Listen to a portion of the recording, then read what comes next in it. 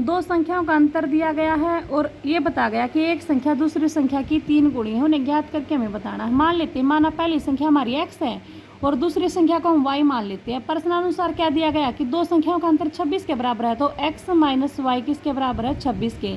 इसको हम equation number first मान लेंगे। अब दोबारा प्रश्नानुसार में क्या बता गया है, दोबारा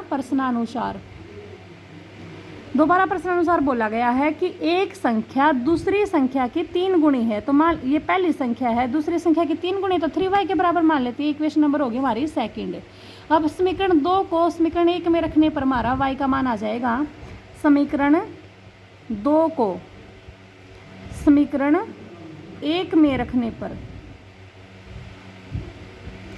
देखो, समीकरण 1 क्या थी हमारी, x माइनस वाई बराबर 26 थी। यहाँ से x का मान कितना आ रहा है हमारे पास, 3y, तो यहाँ पे x की जगह पे हम 3y लिख लेंगे और माइनस में ऊपर कितना है y बराबर किसके दिया गया है, 26 के। जब 3y में से y घटाएंगे 2y बचेगा, 26 के बराबर है, तो y का मान कितना आ जाएगा, 26/2, मतलब ये कट के आ गया 13, तो y का मान तो हमारा 13 आ गया। अब y का मान समीकरण 1 में रख देंगे। y का मान समीकरण 1 में रखने पर समीकरण 1 हमारे पास क्या है, x माइनस वाई की जगह पे हम 13 रखेंगे, बराबर किसके है, 26 के।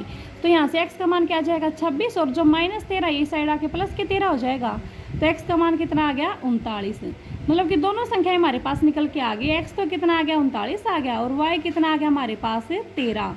और जो ये कंडीशन बोल रही थी वो भी सेटिस्फाइड होगी, क्योंकि दोनों संख्याओं का अंतर अगर हम इसको प्रूफ करके दिखाएं तो प्रूफ में क्या होगा कि दो संख्याओं का अंतर कितना होना चाहिए था, 26। जब 39 में से 13 घटा रहे हैं तो उनका अंतर कितना आ रहा है हमारे पास, 26। ये पूरी हो रही है कंडीशन। उसके बाद इन्हें बोला था कि एक संख्या दूसरी की 3 गुणी है। तो देखो, एक संख्या 13 है जो वो 39 की 3 गुणी है, क्योंकि 13 थी 39 है, उसके बाद 39 पूरा हो रहा है। तो ये दोनों की दोनों कंडीशन हमारी पूरी हो रही है, इसलिए x और y का मान क्या आ जाएगा, x का मान 39 आ जाएगा और y का मान 13।